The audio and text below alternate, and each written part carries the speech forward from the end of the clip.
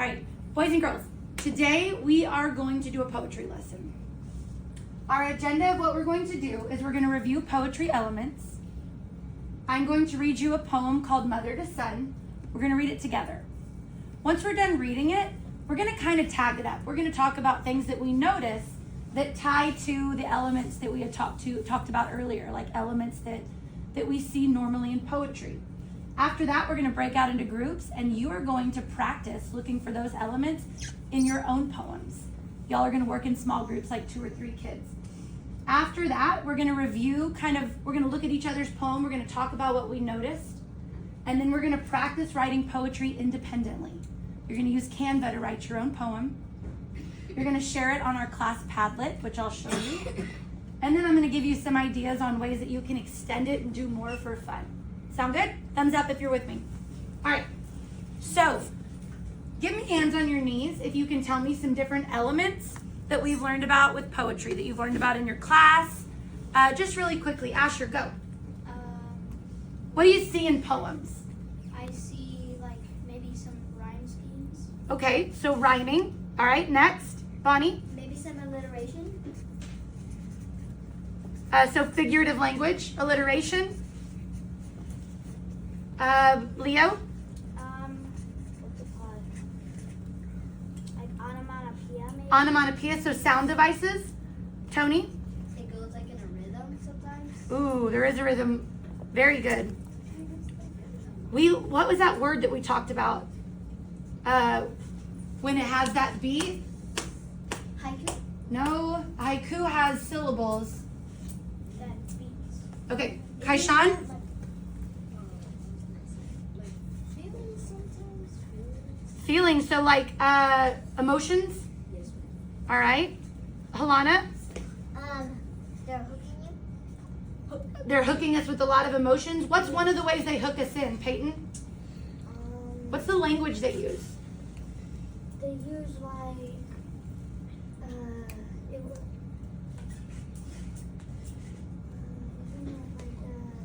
Starts with an F. Can Celia help you? yeah. Go, Celia. Figurative.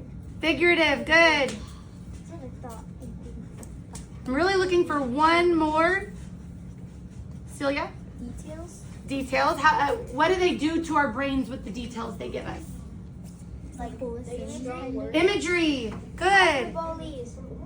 All right, hyperboles are part of figurative language. Imagery. All right, so now that we've reviewed poetry elements, those are all things that we know how to look for.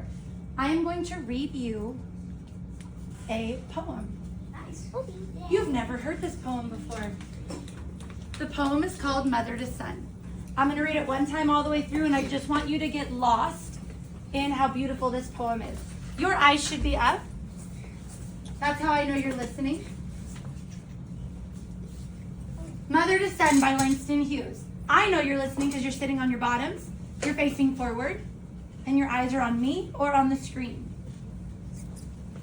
Well, son, I'll tell you, life for me ain't been no crystal stair. It has tacks in it, and splinters, and boards torn up, and places with no carpet on the floor, bare.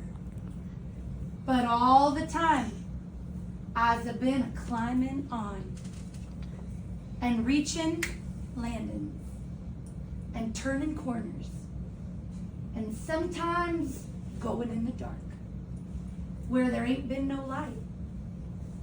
So boy, don't you turn back.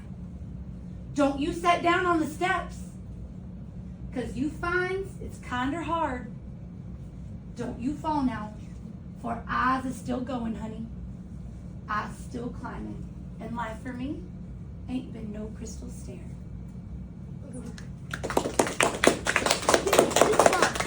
Y'all are goobers. Okay, what a beautiful poem. Yes, we've read this poem before. Yeah. But now I want you to take these elements of poetry that we talked about, and I'll put them up here. However, I do not believe that you guys really need this as a reference. I want to know, now that I've already asked what elements poets use, what elements did you notice in here? What I'm going to do that you are also going to do in a second is I'm going to write them down. Not big long sentences. I'm just gonna jot my thoughts down. What do you notice? I know that you are ready with an answer because your hands are on your knees. And just if you're looking at me real cute, like please don't call on me, I might call on you. All right, so let's start with Tony. Thank you for raising your hand, Tony. Tony, what's something you notice? What is an element that you notice that Langston Hughes uses in his poetry? What does that mean? Life ain't no crystal stair. Why does that stand out to you? She said it a bunch of times. Well, Langston's a boy. He said it. Oh, what is that called when you say something a bunch of times? Not an alliteration. Repeating? Repetition. Why, Asher, would a poet repeat themselves? What's the purpose of that? Probably to get the point. Yeah, maybe like the main idea, the central idea, we're getting the point across. Also, I noticed that he uses like a different kind of voice, like eyes. Oh, his language is different. So the speaker of the poem, the language is different. So sometimes authors, when they're writing poetry, can make the speaker of the poem speak differently. Good noticing. I'll circle that. Where is it, Asher? Do you see? Oh, it's down here. Eyes is still climbing. Or kind of hard. And Kinder, where's kinder hard? reaching, turning, Reaching, climbing. turning, climbing. Those are a bunch of verbs. Bonnie, what's another element of poetry that you notice? Figurative language, like life ain't no crystal skin. Why is that important for a poet to use? Where should your eyes be if you're an active listener? On Bonnie or on me? Bonnie, why is figurative language important when Langston Hughes compares life to a crystal stair? It's because like he's saying that life's not that good. It has like different types. It has different things in it. It's not gonna be always good. So you're explaining the figurative language to me, which is great. But why do poets, when we're reading books, when we're reading poetry, when you go to the library and pick poems, why is it important, or why do poets choose to put figurative language in their poetry? It's trying to get to its point, like, oh, this is like this. It's kind of like a simile, like comparing it to that, like, oh, like dramatic. Maybe helping the reader to better understand their imagery, their picture that they're painting. Great job. Raphael, I just know you're dying to say something. What else do you notice? Anything in here? Any element of poetry that you notice Langston Hughes uses, or just something that stood out to you? There's no wrong answers.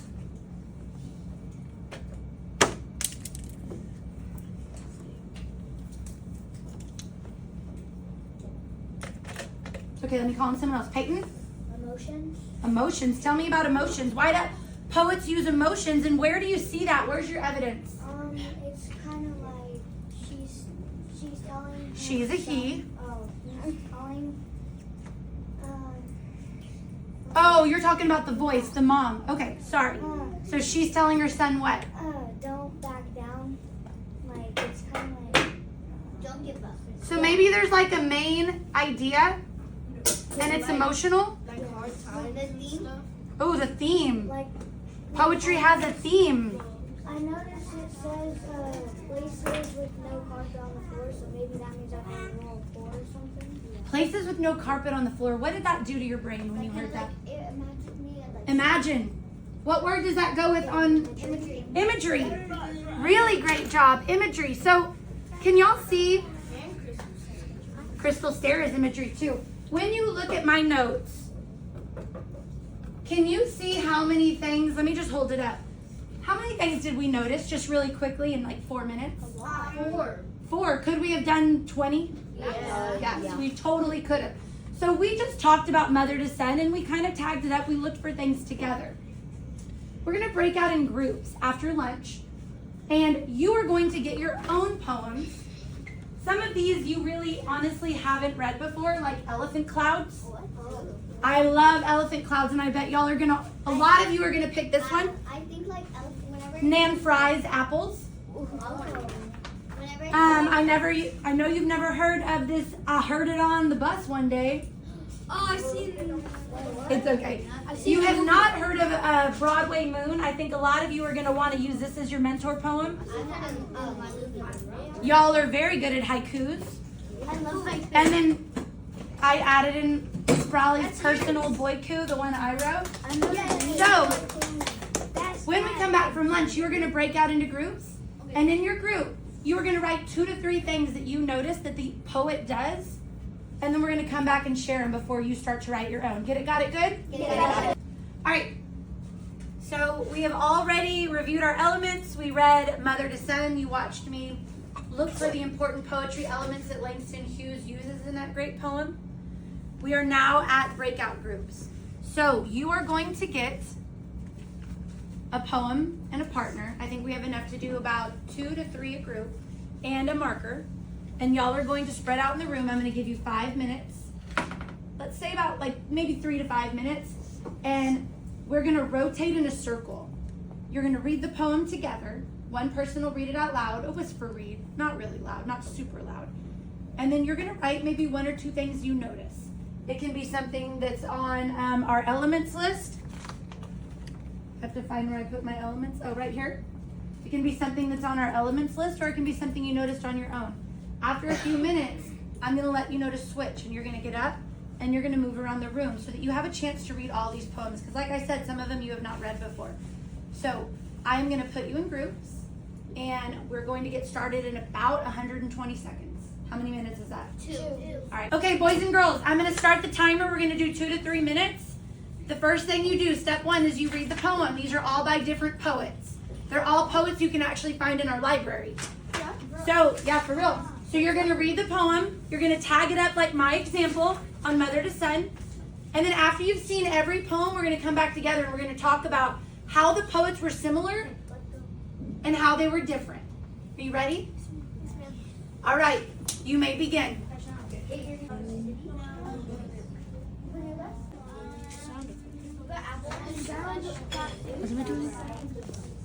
I'm going to put you with a group. Just give me a second. Did we put 2?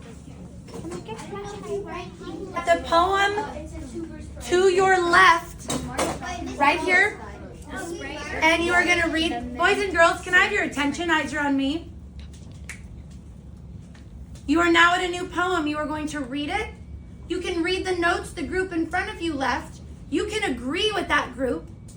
I also see imagery from Nan Fry's poem. Or you can look for something different. You have 2 to 3 minutes. Sit down, read it, add your notes, and then we'll switch in 2 minutes. You may begin on your second station. All right, boys and girls. So we just finished going around reading all of the poems and looking for these poetry elements that we talked about. Many of you found more than what was on this list. So let's look at similarities between all of these. First, I want to know, which was your favorite? Put your hands on your knees if you can share which was your favorite poem and why. Claire, which was your favorite poem and why? The Broadway Moon. The Broadway Moon was my favorite poem because? Broadway Moon was my favorite poem because it had a lot of figurative language, and I also like watching Broadway musicals. Broadway Moon, where am I at? It's right there. Broadway Moon was your favorite, lots of figurative language, you enjoyed that. Who has a different answer? Celia, my favorite was? My favorite was Elephant Clouds because first off, I love elephants and hippos, and second off, I just love some of the words that they used, like the black rolling clouds are elephants. Some of those. The imagery, the descriptive language. I liked that too. Asher D. I liked I heard it on the bus poem because it was a 2-voice and it was based on a real event. It was a 2-voice and it was based on a real event. So you like that, like historical poetry that talks about history? Cool. And I like that you mentioned you knew it was a 2-voice poem. Peyton, last one. I like Elephant Clouds because You liked Elephant Clouds because? because it was Quickly. it was basically like you see stuff in the clouds and everything. You made a connection to it. Yeah. Love it. Asher, sorry, I saw you get really disappointed. Last one, and then Leo, I'm going to ask you a question about the similarities in the poems. Time out. Okay, Asher, go. Your favorite was and why? My favorite was Apple. Apple by Nan Fry? Yeah. Why? Because it's like I love like the imagery, like how he describes it. Like like the poem really does not seem like it's about an apple. Quit pouting. I love that. I feel very similar. Answer this question and then you can tell me your favorite. What did you notice was similar, Leo? Can you use the word similar? How are these poems similar to each other? They were poems. They were poems. What a good answer. Okay, what was your favorite? Quickly. Yours. Mine? That's my favorite. I should be a famous haiku writer. Yeah. It was the best author ever. Love it. Who else besides Leo can tell me why these poems are similar? Yes, they are all poetry. They share a genre. Yes, ma'am? They're all like they're hooked and like it's imagery. So they hook you in. What does that mean? Tell me more about they hook you in. Like sometimes they could give you emotions and be like I don't know how to say it, but like kind of like the Apple ones. Listen for like or like in a dark hole, so you're like wondering, oh, what's in the dark hole? You know? Yeah, so it makes you think. How many of you, put your hands down, like poetry that makes you think? Cause How many of you, by show of hands, like poetry that makes you laugh? Interesting. I don't love humorous poetry. I love emotional, lyrical poetry. But a lot of kids tend to like humorous poetry, which we also have a lot of books of. I'm going to stop you there and we're going to go over the final step of how I'm going to see that you guys really understand poetry elements and that you understood that poems can look very different. So I didn't spend enough time going over what each and every one of you wrote down on your poems. So for elephant clouds, the dark gray clouds, the dark gray clouds, the black rolling clouds are elephants going down to the sea for water. They draw up the water in their trunks.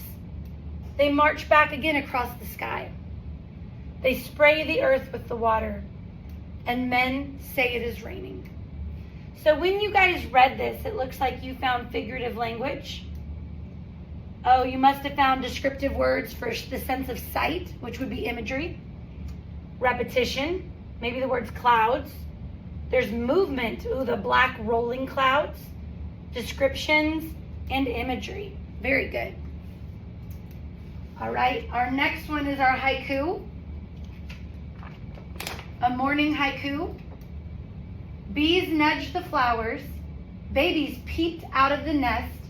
One fine, crisp morning. So we've got details. Ooh, third person point of view. I hadn't seen that one, just kind of like in fiction. A spring setting. It was cool. There's sound devices, so there's words that create sound. It is a haiku, and multiple of you saw that there was imagery. Very good. Our next one is Apple by Nan Fry. It says onomatopoeia, 5 senses, imagery. It does hook you. We have sound devices and figurative language details. I've got Broadway Moon. You said figurative language, imagery. It is a free verse. Details, it hooks you. And Broadway Moon is, it waits behind skyscrapers. A brilliant actor in the wings, ready for its monthly debut. On the sidewalk, an audience of one watches in silent applause when it grandly appears. And someone said sound device for the applause. Good ear, good eye. Great observation. Our boiku. It is another haiku. I see imagery from Miss Brawley's poem. Emotions, it's playful. Good word, playful. Emotion, the sense of touch. And then our last poem where we'll go over the things that you guys saw was our 2-voice poem. I drive the bus. I ride the bus. Every day, every day. Are you getting on or not? I get on and pay. Get to the back of the bus. I move to the back of the bus. Every day. One day I was driving, and this woman, I tell her to get up and let the white man sit. She doesn't move. That's when it all started. One day I was riding, and this sister, she doesn't move. That's when it all started. Holt Street Baptist Church, Montgomery, Alabama, Martin Luther King Jr. started the movement. Montgomery, Alabama, the Black Panther preacher started trouble. We waited and screamed and yelled. 381 days they made us. The movement. We walked and walked and walked. 381 days they made us. Protest. So it is a two-voice poem. Good observation. There's different points of view. Good. So if you pick this poem, you will need to have a poem with different points of view. There are emotions. This one's pretty rich. It's the Civil War time. Great job. Ooh, mysterious. That's when it all started. You pointed to those words and said mysterious. Someone pointed a sound device where it says screamed and yelled. And it is a free verse. It is not rhyming. Really great job, guys. So those are the components that you need when you make sure that you're writing your own independent poem. These are the things that you will need to have before you put it in your Padlet. Okay, so we have now worked through the whole first part of our lesson. We just reviewed our takeaways, the things that we understood, the things that we learned, the things that we liked, the things that we didn't like, how the poems were similar. The last question I want to know is, how are they different? How were each poem a little bit different than the other? Asher, I feel like you're going to come up with a great answer. What was just one difference that these poems or any poems could have from each other? Well, this depends. It could be about humorous or apples or... So the topics could be different? The type of poem could be different? Is that what you're saying? Because you said apples, it could be humorous. Good answer. Celia, how could they be different? They have a lot of different emotions, like that one, Not that one. Which one are you talking about? No.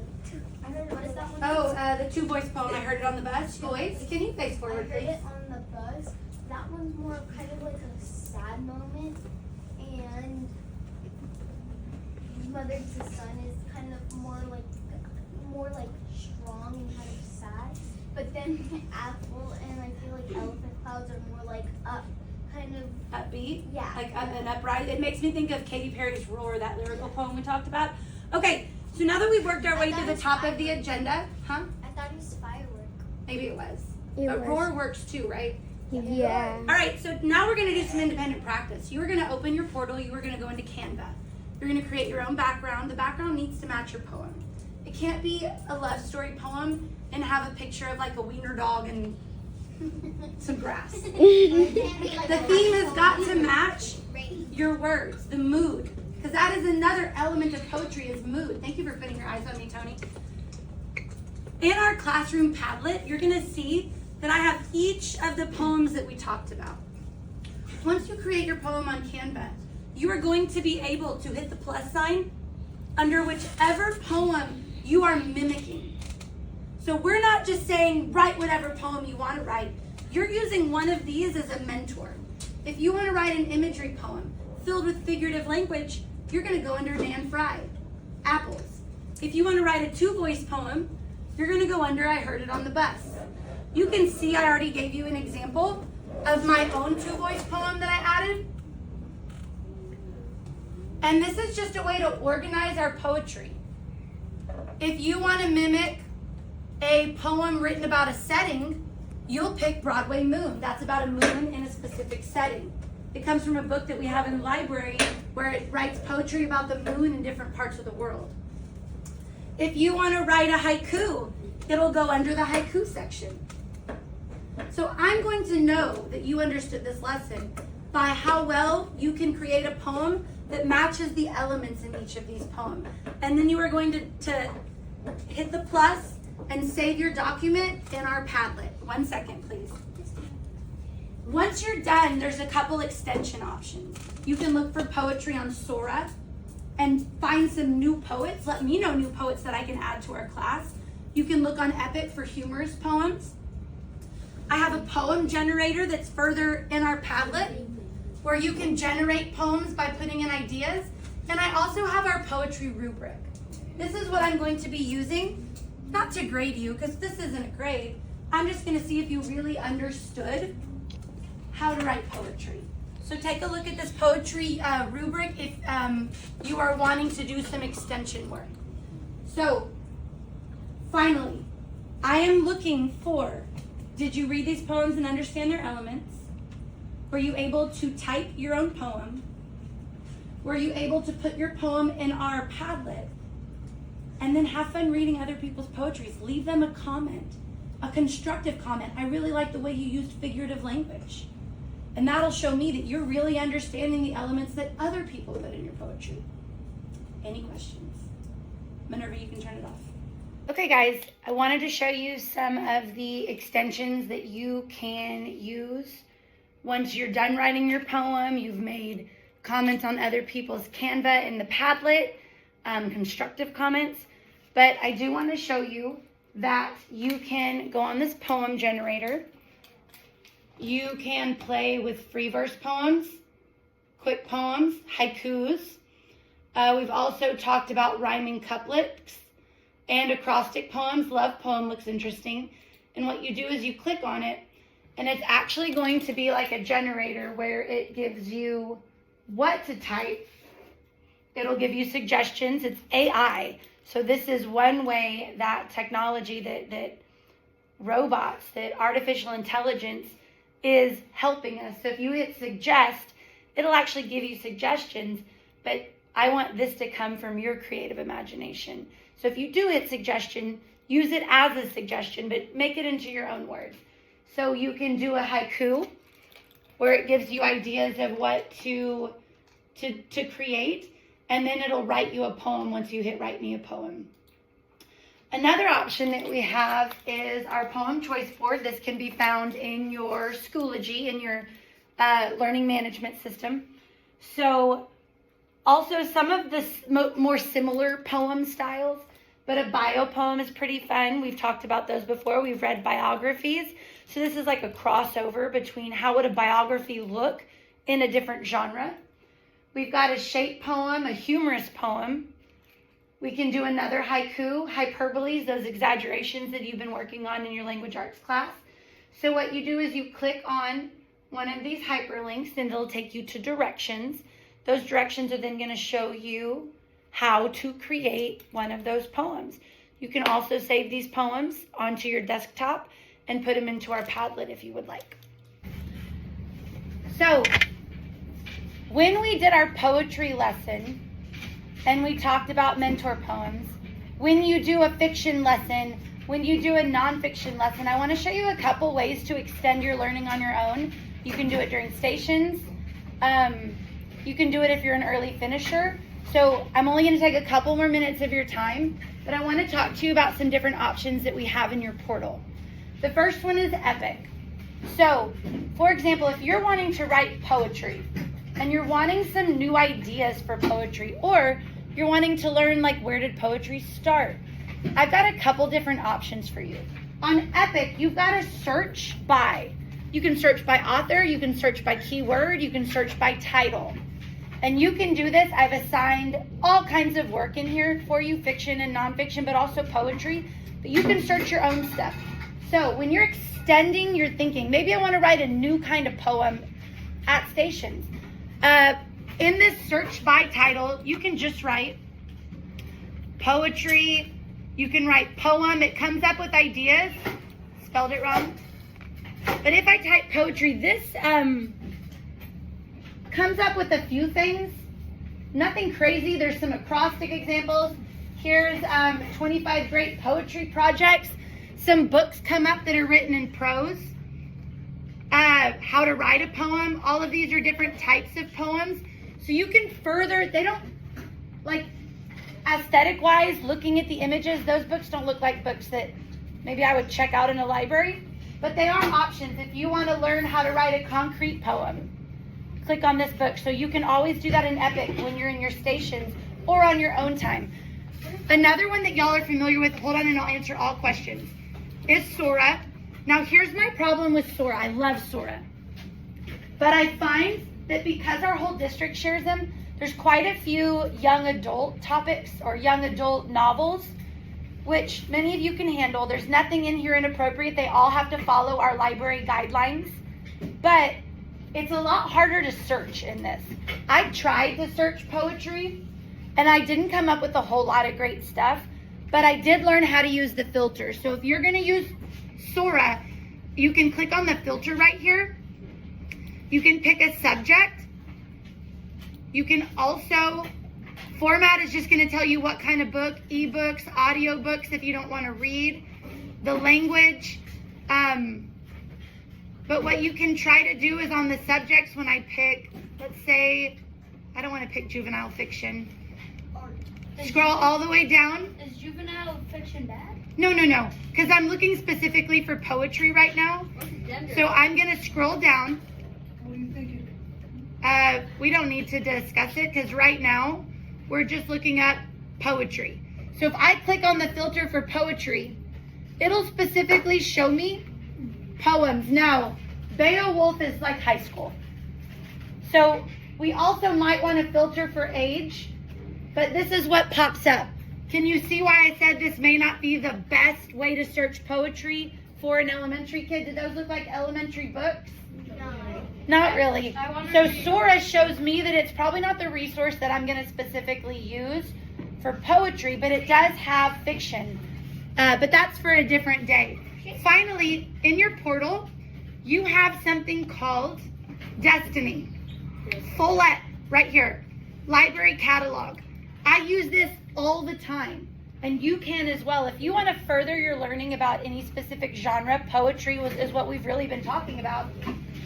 This search right here shows you everything in Miss Stanley's library. So, much friendlier search. It says title, author, or topic. So my topic is going to be poetry, and all kinds of great stuff pops up. That Miss Stanley has? Can you see all? This is all in our library here at Broccoli. So there's going to be some, here's a little poem, a very first book of poetry. Maybe that would be for someone that wants, like, maybe you're writing a poem for your 4-year-old sibling. There's going to be all Hip Hop Speaks to Children, a celebration of poetry. And there will also be some books written in prose, which is like narrative, a story, but written in like poetry form. 1996. Laughing Tomatoes and Other Spring Poems. There's Christmas poems. So all of these, Rhyming Cats and Dogs, Eric Carle's Animals, Animals. So all of these are different options for you to further your learning when it comes to poetry, but you can do that with any genre. Narrative nonfiction. Let's say we read a really good book on Lillian's right to vote. You can look up voting rights if that became something you were really interested in. Martin Luther King, the civil rights movement, any of that stuff. This is another resource you can use to find examples or just further your learning on your own time. Sound good? Sound like something you could use at some point? Yes. Awesome. You can't, on this website, no, but you can write the title down and I can send you to the library and you can check it out. On Epic and Sora, you can read it within the website. You can click on it and they're ebooks. These are tangible books. There are some ebooks at Northside, but at Broccoli specifically, we don't check out our ebooks. So the other two resources would be books you could read on your computer. Okay.